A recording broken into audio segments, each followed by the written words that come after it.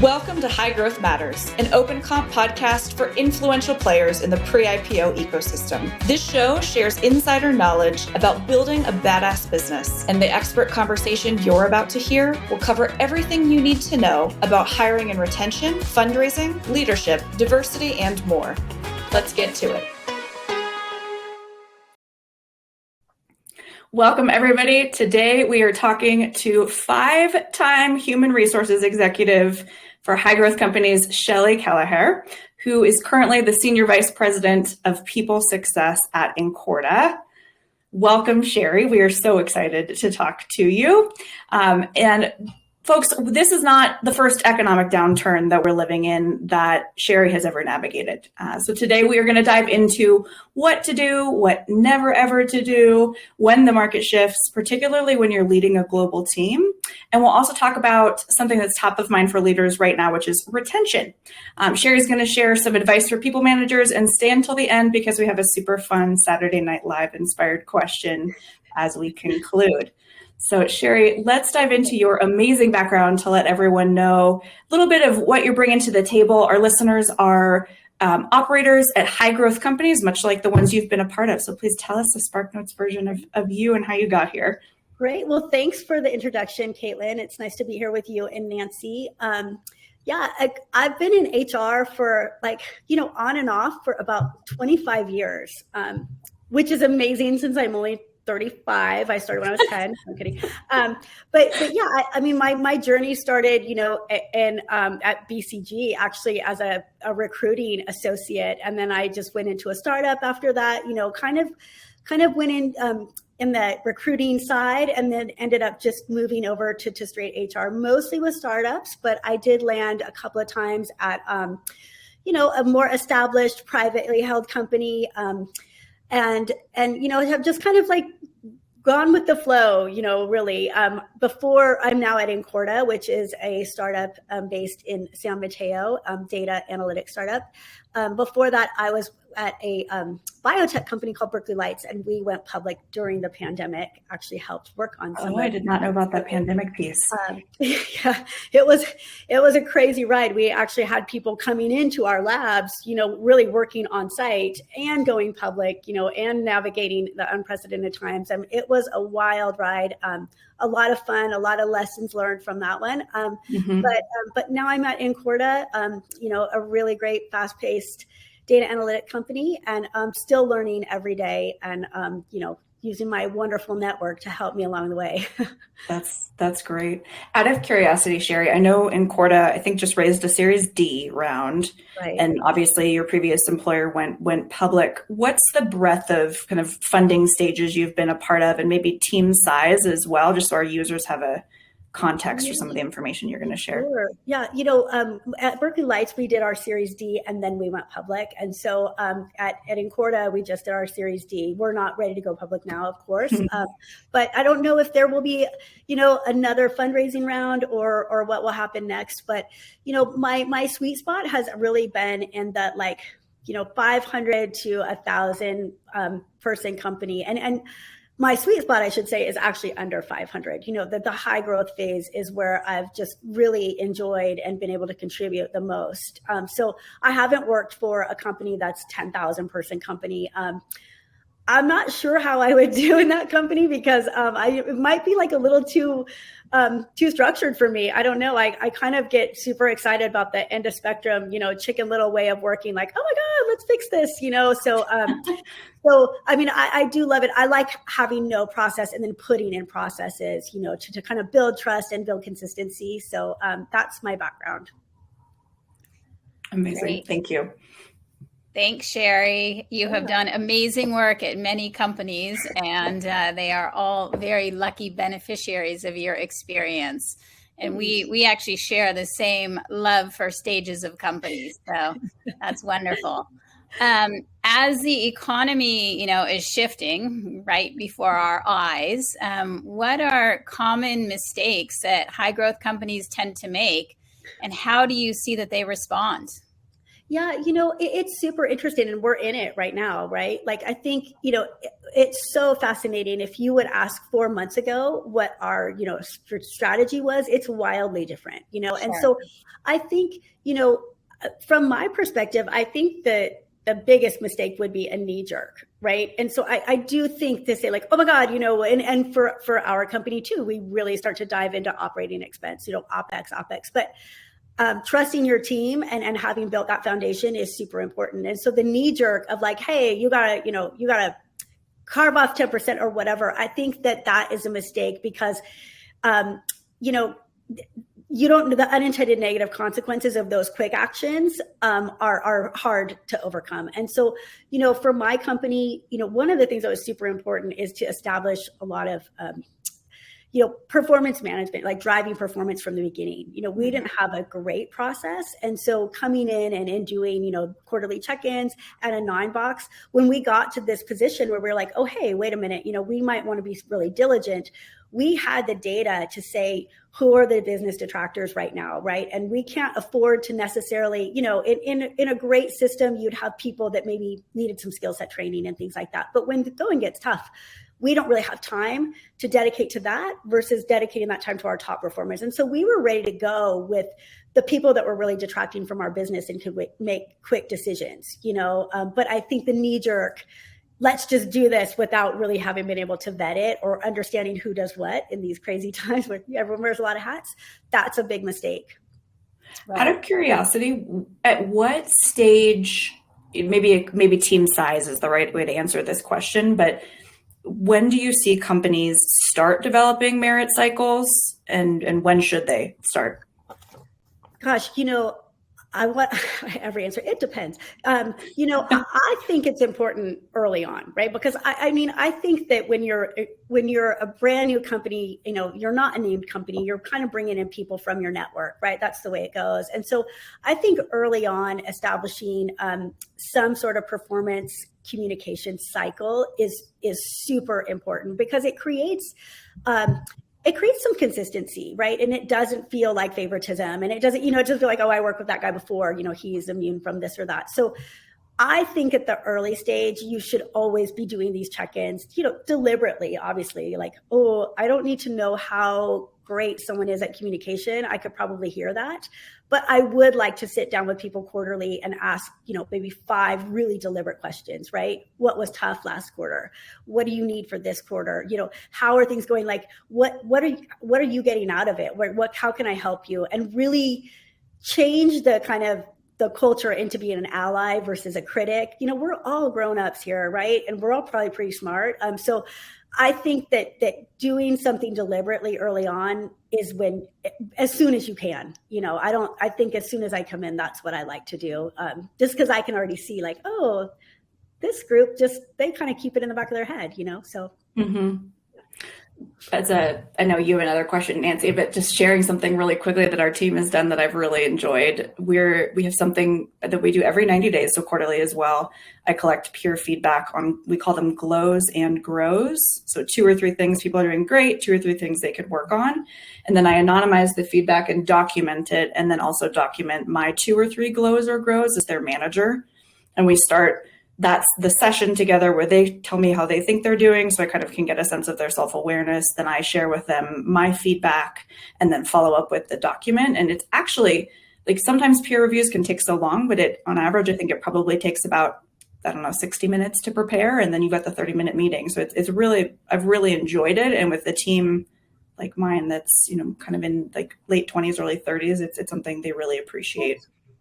Yeah, I love that, Caitlin. I think that kind of getting real, and Nancy, you probably taught me this, at one of the times that I worked with you, but I think just being real instead of being formulaic is always going to move the needle. When you tell someone, oh, performance management or performance improvement or whatever you decide to call it, whatever clever name, I've come up with many of them. But, when you talk about that, people start thinking, oh my gosh, I have to give constructive feedback or whatever. Mm-hmm. And I don't think that that's the case. I think that, I have been really trying in my team to change the story, right? To be an ally, to your people, this is a one-on-one meeting. It's not going to take any longer than that, right? It's just deliberate. And it's documented so that you can refer to it, right? And so I think that it's time to step away from like, whoa, in your meeting, you could have done better at blah, blah, blah. Yeah, I know. Okay, I was in that meeting. And so instead of, coming to someone and saying, hey, I saw that meeting, you must be pretty frustrated.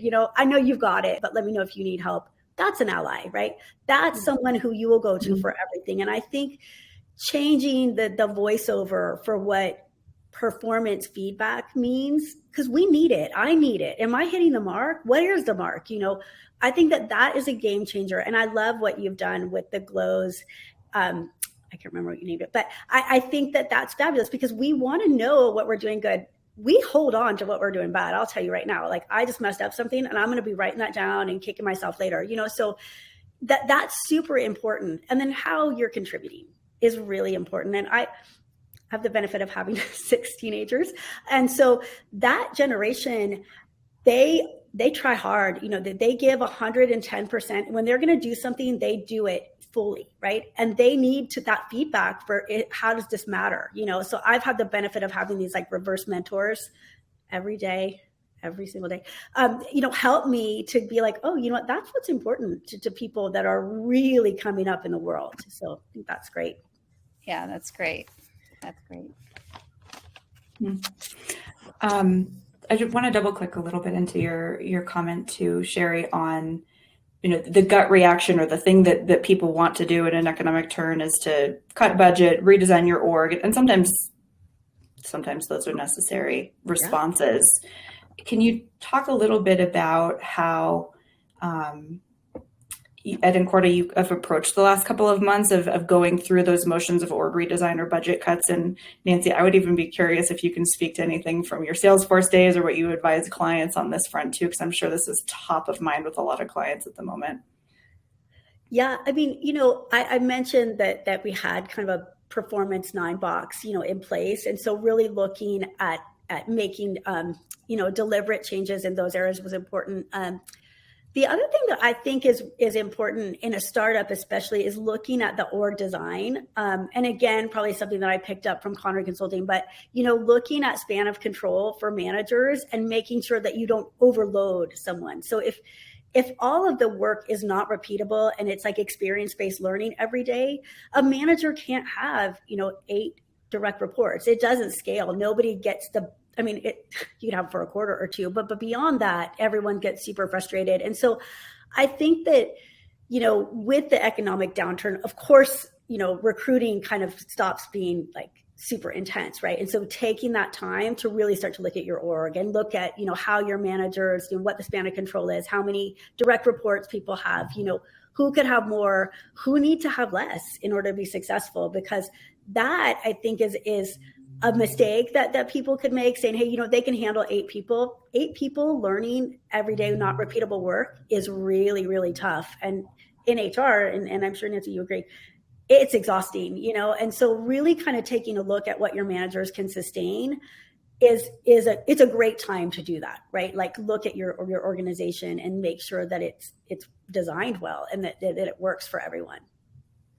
Yeah, I think it's also a great opportunity to look deep in your organization and see some of the projects, the operational internal projects that maybe got deprioritized over that period of time, and looking at the skill set of your team members and how you can have them stretch a little bit without overloading them, but learn new skills that benefit the business, that lead you to additional operational excellence. And we've actually done a lot of that on the Connery Consulting side over this period too, is looking at kind of what are those core skills that are transferable, and how does that translate into the projects that have needed to get done for maybe the last 5+ years, but there's never been an opportunity to do that. I think it's also an incredible time for, these folks and these employees to, build their loyalty, for us to show our loyalty. It's a different phase right now. We had the Great Resignation that happened, and now we have the reverse, where we have people who actually are appreciating their jobs, their roles, their managers, their mentors, and this opportunity to learn. So in a way, while it's a shift that's somewhat difficult, there's a lot of silver linings, I think, that we can find during this period of time. And I think that phrase is so apt. It's the example, for instance, of expanding past your job role. We've got a few folks on our team that are doing the same thing, where like one person who runs events has design experience. So we've canceled exterior contract help and she's doing a lot of the design work. And, there are great cases to really invest in your own career beyond what might be available to you. I think it is a really valuable point. And I love what you said as well about just getting more operationally mature, leaning into how can we be as lean as possible. I think that's a very valid point. It's a really fun opportunity too, particularly at a startup. And, we were opening an office in Austin and they were like, okay, Sheri, can you go look at an office? And I'm like, you don't even want me negotiating anything. And there was someone on our customer success team that I had heard in a meeting that she was a, commercial real estate person before. And I was like, meet me in Austin, and how fun was that? Like neither one of us had experience. I didn't have experience. She knew exactly what she was doing. She got on a plane and met me and we got this great office there. These are the things that you'll remember, right? But that talent exchange or being able to be creative, we weren't going to hire someone out to do that, right? No way, just as a startup, but it was so fun. I learned a lot. She totally contributed in something that was not her job. We're like lockstep now if she's, one of the leaders in customer success. And it's just a cool opportunity to kind of go beyond maybe your deliberate skill set, right? And just say like, I'll do it. What is it? Let me figure it out. So I think that makes a lot of sense, Nancy. Yeah. And I think also as leaders, one thing that we always remember is the people who went above and beyond. A great example, I think back, Sheri, you just made me think about this back to the Salesforce days where, we were very lean in the early days and we had our one front desk receptionist. And when she had to go to the restroom or lunch or, do something, guess who sat at the front desk and greeted people? I did, right? And it's like you do what you need to do. And by the way, that was some of the best times that I had, the people that you got to meet, things that you saw come in the front door and, going on. And it was just, I also just think it's really a great opportunity to look at the company through a different lens. And as long as people can have that positive attitude during a more difficult time in the workforce, it will pay back in spades. Absolutely. Yeah. So well said. That reminds me of that story, the guy that is like sweeping up, the janitor or whatever at NASA. And someone says, "So what do you do here?" And he says, "Oh, I'm putting a man on the moon." Right. Like that his, like, it's just so, poignant that say like, "Oh, I work at NASA. We're putting someone on the moon." So, and that's exactly it. But I totally agree. I think there are opportunities to, increase your operational, excellence. Do something, that like, just raise your hand. Those are the best opportunities when you're like, I'm outside my comfort zone a little bit, it's a lot. It's a great experience, and it definitely leads to something positive. I'm curious. So Incorta is global, right? You have a pretty big team in Egypt, I think. And Nancy, you advise global companies right now. You took Salesforce global. I would love to hear when you're building a global team and when you have a global team in seasons like this, what are the important regional nuances that need to be kept top of mind, both for people leaders and for the teams they manage? Yeah, I mean, I think in times like this and always is that there, the idea of like one Incorta, with certain caveats, it is really important. Regionally, things are going to be different. Regionally, Egypt isn't having the same economic impact that we are right now, right? And so when we're like, being conscientious, they're like, what are you talking about, right? Like the dollar's so strong. So, but we are one company, right? And so it does play off of each other. But I think, for my experience, and I don't know how you feel, Nancy, but my experience is that like communication and understanding like OpEx is OpEx wherever you are, right? And so, if one area is really impacted, if it's Egypt and not us, like we are one company, right? And so we rally together and we do the best thing overall, understanding the regional like nuances and differences. And so I definitely think that the best practice is being one company, lots of communication, and just being able to be honest and communicate it, and then also listen, to what's going on in that particular region. So there's no need for us to not have interns in Egypt right now, even though maybe we're not doing an internship program here, right? So it's different, right? We don't have to do the same thing in every single region because of what we're doing in one, but we have to be conscientious of operating expenses. So maybe we do something a little smaller there. Sure. And I think also, Sheri, to your point about the communication and being one global company, you're one global company, not a company that has multiple different offices or headquarters. And I think that that's very important. And I think, this goes back to the fundamentals of building a very strong culture right out of the gates, because that culture is going to permeate all the different geographies across the world. And if you do that and you do that right, and I think that Salesforce did an incredible job at that as a great example of a global company. Airbnb as well. And, we were front and center with Airbnb when they went global.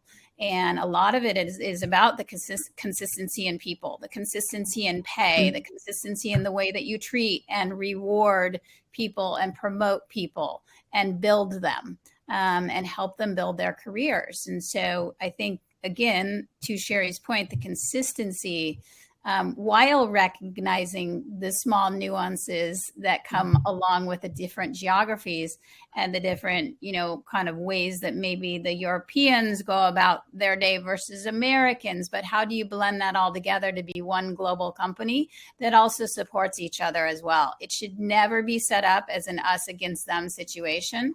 And I think, to the point of even OpenComp helps you with that level playing field, right out of the gates, right? And knowing exactly what you should do and adding in that transparency piece, that is so important from the beginning. No, I absolutely agree, Nancy. And in fact, when we came to OpenComp, we were using Mercer in, Wilson Towers Watson in Egypt. And then we had, some other data here.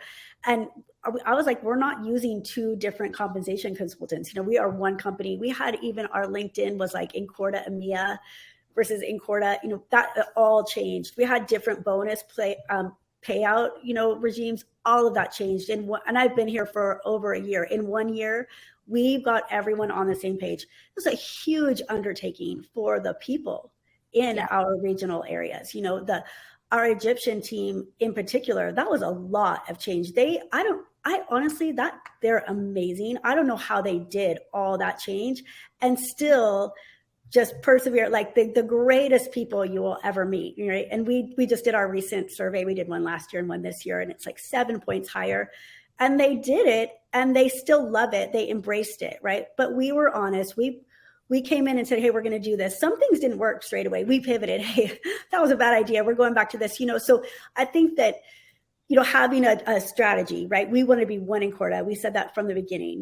That was my goal when I came in. I was like, no, everyone's going to do the same thing as much as we can. And we told them and we did it. And using compensation too, that was a big game changer. We used one consultant and they worked tirelessly to get us regional data in a not so popular region, so it's worth the effort. I think that being consistent and making sure that you lay that foundation is super important.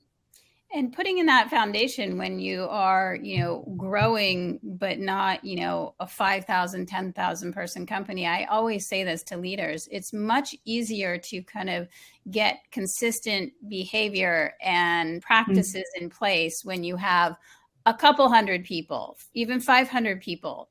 Once you cross 1,000, that is like trudging through, quicksand to make the change. And so the sooner, to Sheri's point, the sooner that you can kind of put that hard work and that consistency in place, it's going to pay back in spades. And especially during times now, right, where the consistency is so important globally. So I think that's great, and great to hear that you guys did that. Yeah, no, we had a lot of help from our great partners. And it's all the people, right? That we put it in place, but they actually did it and embraced it and made it work. And I'm really impressed with all the change that they endured, and then kept it going. It's pretty remarkable. Great. And then, Sheri, what are the top 2 to 3 worst and best practices that you see right now, for empowering and retaining top talent? Oh my gosh. The worst practice. I know. Should I go with the negative first? Yes. Start with the negative, then we'll do the positive.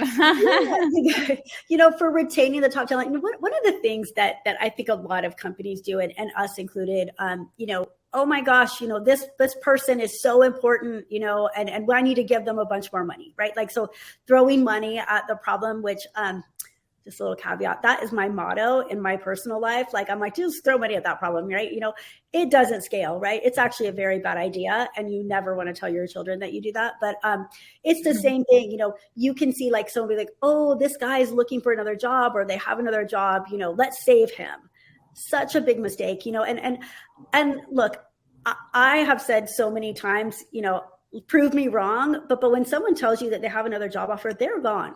They've been looking at that job. They've been interviewing for that job. They are gone. And even if they are the best person, and they might be, and we may have failed spectacularly at recognizing it too late, but saving someone or throwing money at them, it's a bad idea. It creates a lot of inequity across the board, and it just feels bad, right? And that person is already 1 foot out the door. So what are we doing? So I think that identifying, these great people and throwing money at them without using some data is a worse mistake. I think a best mistake would be, again, you guys are going to think I'm like a 9-box champion, but looking at your talent, looking at your top performers, identifying that in whatever way that you do, right?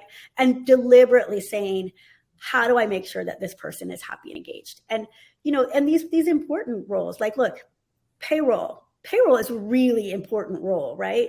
That person might not be like, a PhD in payroll, right? So like that role is really important. If no one's getting paid, nothing else matters, but identifying the roles that are important and the people that are important, and then making sure they have what they want. And what they want might not be money. It might be something else. So I think that if you have like the top 10% of your company and you know who they are, you got to get to know them. Right. Find out what motivates them. And it could be money, and it could be getting, taking a break from 3 to 4 to watch their daughter swim, and I've had that happen too. And I think meeting people where they're at is a big win every time.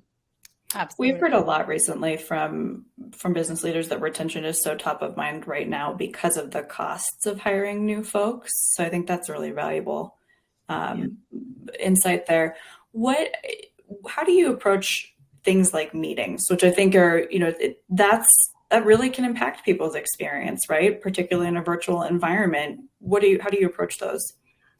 Yeah. I mean, you guys, we got some serious Zoom fatigue, right? I mean, honestly, it was like, what? Another meeting. I would be on meetings like all day long. And my kids were like, you actually work all day long. I was like, what did you think I did when I left here? Just lunch and coffee. But, you get Zoom fatigue. And so there were times, and even in my company now, we'll send out something saying like, hey, you know what? Be diligent about your meetings. Like, make sure that everybody in the meeting needs to be there. As a leader, if you see that your team has Zoom fatigue or that there are a lot of meetings, shake it up a little bit. Send someone to a meeting without you, right? Let them stretch into something that is, have a stretch goal, right? Push them outside their comfort zone. You don't have to be in every single meeting, right? And I think that as leaders, we can empower each other and our teams. Smart people don't need to be told which meeting they have to go to, for sure. And, and say, look, if you don't need to be there, don't go. Send so-and-so. I think that's fine. I think it's an opportunity for people to grow. Hey, if you did need to be there, get the cliff notes from someone, be at the next one, whatever. But I think not taking those chances and sitting in a meeting, like, not listening or typing away, that doesn't really, that's weird too. So yeah. I think meeting refreshers are really good. I think just kind of stopping and saying, I don't need to be there. You on my team are brilliant. You can be there, right? What do you think? That sort of thing. So that's when I was at Lyft, our CMO at the time, Joy Howard, she branded this idea and called it JOMO, Joy of Missing Out. which was extra great because her name is Joy. So I've actually taken that and we just started using it on my team too for the same reasons you're highlighting, to almost like give not just permission, but like encouragement of like, have the joy of missing out. Let's make it a thing. I love that. That is actually brilliant. I wrote it down just now. Yeah, I mean, I think that is so spot on. I think everyone would appreciate being allowed to have JOMO, making it a requirement. So moving on to our couple kind of final last questions that are quicker than the first few. What is one thing, call it in 3 to 6 months, whether it's a piece of advice or a strategy or a tactic, that you want to be able to look back and say, my team did that, we implemented it, hooray? That's a good one. I think like when I look back and think, what I would be really proud of, this is a little bit out there, but I'm just going to go with it. I kind of touched on it earlier. I am a really big fan of like the concept of reverse mentoring. I'm not a huge big fan of mentorship programs in general. My feeling, because I get a little negative sometimes, is that I'm sometimes begging people to do a one-on-one check-in with their own team, right? And so to say, and now mentor this other person, it just feels like it like comes up a little tone deaf for me, And so I've not really championed for a mentorship program, but my reality in being a more mature, older person coming into the workforce and working with, some people just entering the workforce, really bright, really smart, just, total go-getters, and having been blessed with my 6 children, 3 in college, I think reverse mentorship would be awesome. I talk about it a lot on our core team, which is basically our DE&I team. Sign me up with someone who is new to the workforce, right? Let me learn from them. I can impart my infinite wisdom on everybody all the time. I'll tell my family I do it, but help me learn what motivates people, right? Help me understand why something that I'm doing is so 5 minutes ago, and help me be current. And so I've talked about this on so many levels. And I think if I had something that I would really love to be able to champion, it would be reverse mentorship program, and see how much I could learn from all of these amazing, new to their career people that we get blessed to work with. I love that. I feel like it's such a good mindset to have of, I don't know things, I'm curious, tell me. Right.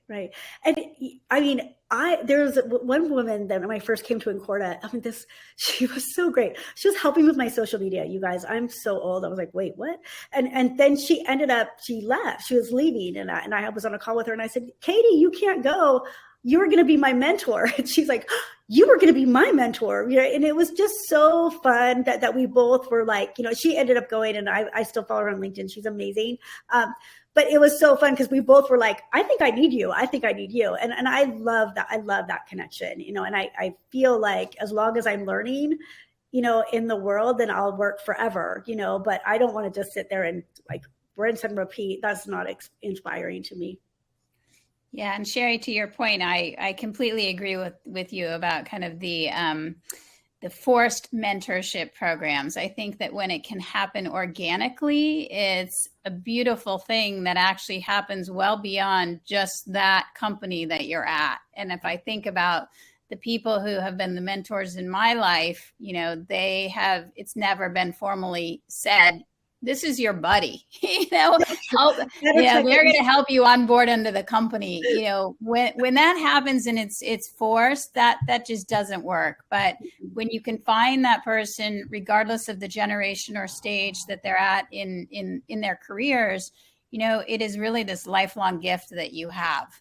And it teaches you far beyond just even the workplace, which I think we've seen that happen over, the last few years of the way that the whole workforce has shifted and changed, kind of this blurring of lines between, work and personal. And that's okay now, right? And so I think that supports even more what you were just saying. So I think that's outstanding. And I know I've personally been the beneficiary of that as well.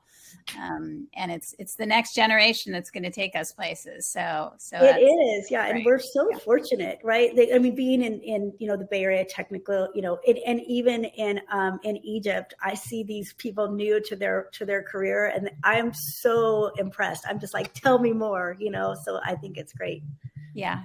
And in that vein, what's the most important advice that you would actually give to people managers today? I think I was talking to my executive coach this morning that I love, and he said something about I said something about me, and he's like, "Who are you?" And I said, "You know what? I'm just me." I think that having my journey is my own, but I think the most important advice that I would give is just there's no race to the end, right? You don't have to have the answer. You don't have to come up with the answer and get it done. I would say, you know what? Be real. And it sounds so trite, and I don't mean it to. I authentically mean like, listen, respond. You're so smart, right? Like, be real and create some sort of genuine ask me anything type of culture, because if you have it, they will ask, right? But I would just encourage people to don't have the answer before you go into something, and be real. Say, I don't know. Let me find out. That's fascinating.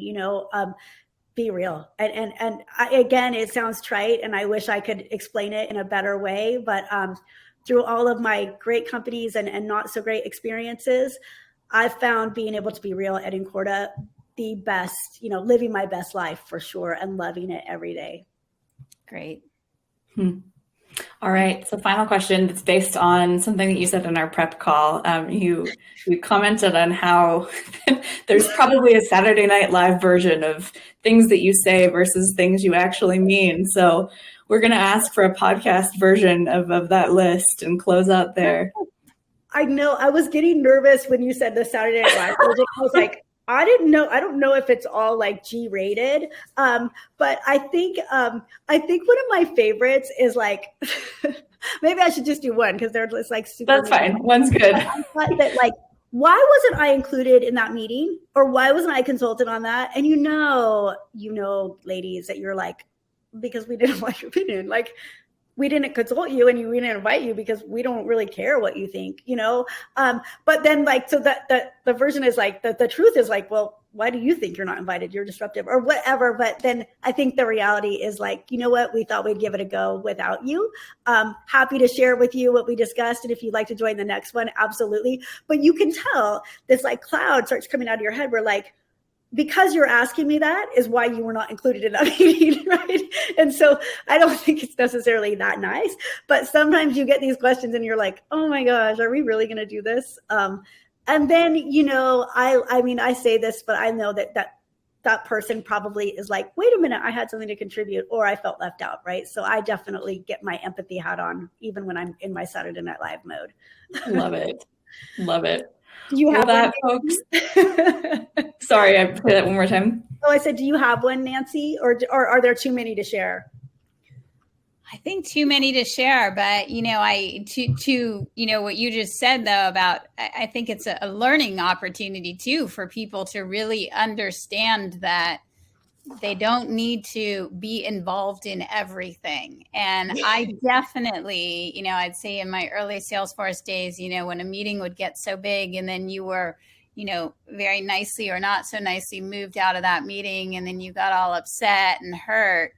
Yeah. Back then it was more feeling like you were in control. I think as you hit different points in your career and feel more secure in yourself and who you are and what you contribute to the company, you're like, okay, that's great. I don't need to join that meeting. You don't need me. I do that all the time with my team, and if they say, will you join this meeting? I actually turn it around and I flip it back and I say, I'm happy to join, but why do you need me?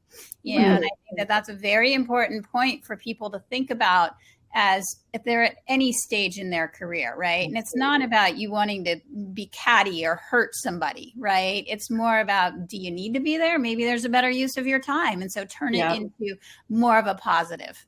Yeah. Well, asking the question is funny. It's just funny when you're like, okay, how about you're welcome, right? How about thank you? The context, right? Yeah. I think that is a wonderful note to end on. Nancy, you just dropped some serious gold there. Sheri, thank you so much for your time and your insights and your amazing career in lending some of those insights with us. Thank you. And thank you so much, Caitlin. I had so much fun prepping with you. And Nancy, honestly, highlight of my year getting to do something with you. Aww. Thank you for everything that you have taught me and for being able to continue to work alongside you and OpenComp and Connery Consulting. Well, thank you, Sheri, for your continued lifelong partnership. And it's been amazing just to, be on the sidelines and see the incredible journey that you've had and that you continue to have. So congratulations on everything. Win top talent while strengthening runway with OpenComp. Thousands of the world's fastest growing companies use our compensation intelligence platform because it offers the most competitive benchmarks and insights available. To learn more, visit app.opencomp.com/signup.